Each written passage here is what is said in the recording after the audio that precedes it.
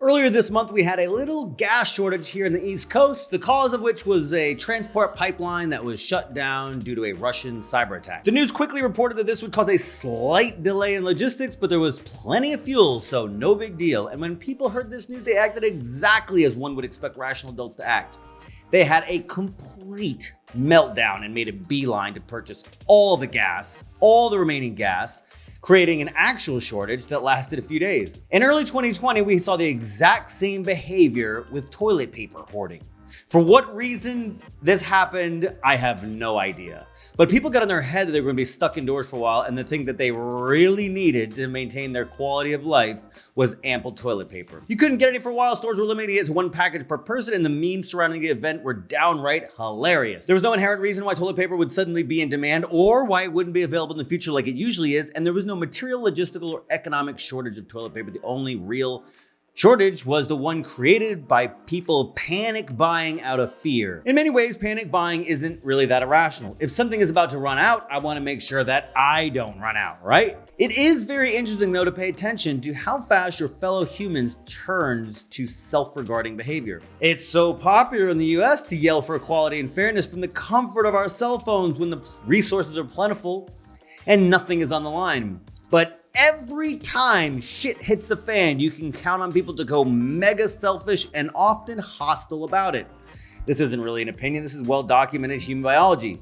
People are selfish and they're going to care for themselves, their immediate family, first, last, and always. And that's not really even a bad thing. Now, the toilet paper thing wasn't exactly predictable. What I'm trying to say is that you should not be caught off guard by these events. In fact, you should expect them. But instead of looking for gas shortages or toilet paper shortages, I want you to think about another way that the same behavior manifests with far more dire consequences. Economic crises all have the catalyst that creates a deleveraging moment, but it's the domino effect that spiral out of control from it that really causes our pain.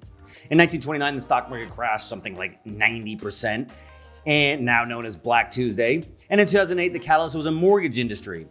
What the next catalyst will be, I don't know. But it could be anything from hidden risks in the system quickly becoming apparent, or an abrupt change in volatility like a stock market drop, or it could be the loss of confidence in a usually reliable institution. Whatever it is, people will panic. And what do they do when they panic? They self-insure through short-sighted and fear-based behavior. The same toilet paper hoarding behavior will happen to the economy, and we call it a bank run. The United States financial system is what's called a fractional reserve banking system. That means that banks take the money you give them as deposits and keep a fraction of it on hand and lend most of it out back as debt. They have to keep some of your capital on hand, but the requirement is only set between 0 and 10% depending on the economic environment.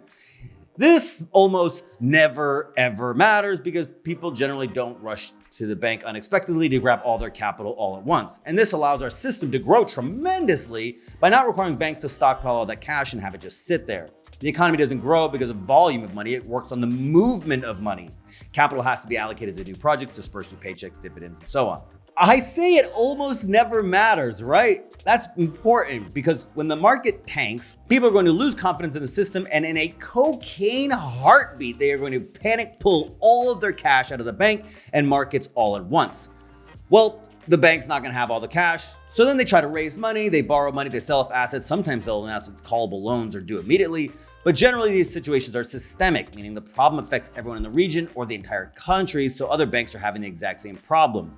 People can't get cash to do things, banks can't issue new debt, businesses can't pay employees, they can't invest new money, people can't pay their debt obligations, people panic even more, and it creates a cascade effect that will seize the entire financial system.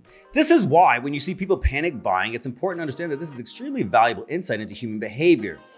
It's harmless when it comes to toilet paper, but one day the fear will be in the financial markets instead of things like, what am I gonna wipe my ass with?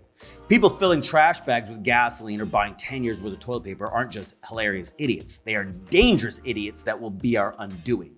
Luckily, the FDIC insurance product is designed to protect the consumer against this. In 1933, the government issued an insurance system that protects consumers against losses and bank runs. It's called the FDIC, or Federal Deposit Insurance Corporation, and it protects your cash assets per bank up to $250,000.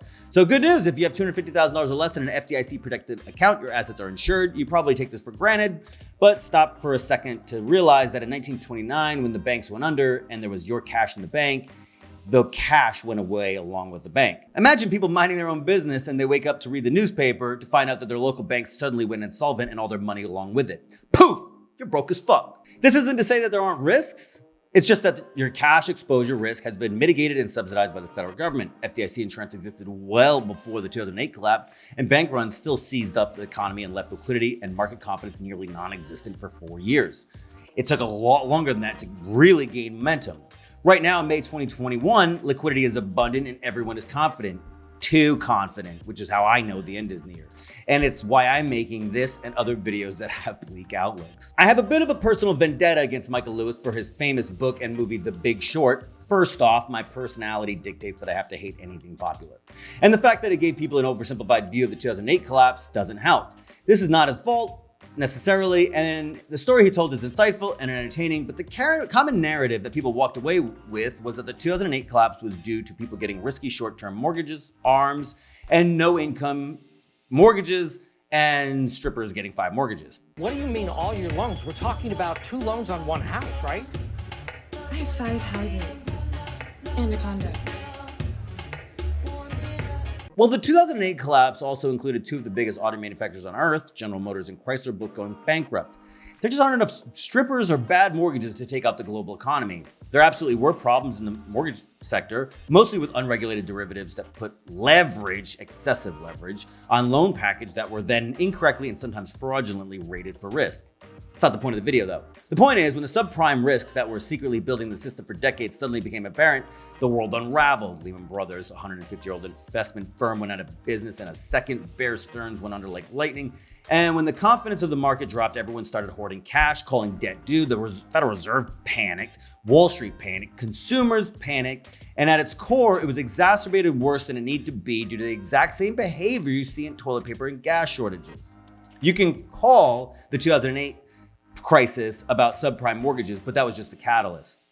The real problem was the bank runs. Okay, so now that I have you appropriately worried about this problem, I'll make it worse by saying there isn't anything you can actually do to protect yourself against it, except making sure that your capital is in an FDIC insured account, which almost all traditional bank accounts are. Bank runs don't happen during every downturn, but they will happen during the big ones. I thought this video was timely because we've been in an unbelievable upmarket for the last 12 years straight, and the investor confidence has turned into full-blown mania. You don't need to be an economist to understand that human behavior is going to run up the economy until it reaches complete saturation, with everyone rushing to get in and get their returns while hoping it won't crash on their watch. And then it's going to crash, and the same people are going to be rushing out in hopes that they don't lose too much. It's something that's very hard to predict in specificity, and yet also inevitable. My opinion is that the best risk mitigation for all market circumstances is education and patience. Learn about this stuff and go slow. The better we understand the system we're in, how it works, and what might happen, the better we can participate with proper risks in mind. The less emotional we are about our decisions, the less exposure we have to market mania and the subsequent crashes. Most wealth is made in the rebuilding after a crash rather than the trendy up market before it. So you can go slow and still do very well. There's plenty of time to make money afterwards. You don't have to make it all right now. Remember, it's not the risk that you account for that takes you out. It's the risk that you have no idea that you're taking that gets you. Thank you for watching. If you subscribe to this channel, then one day I might be able to get paid for spreading this kind of fear. May your gas tank stay full and your toilet paper be in abundance. I will see you on the next video.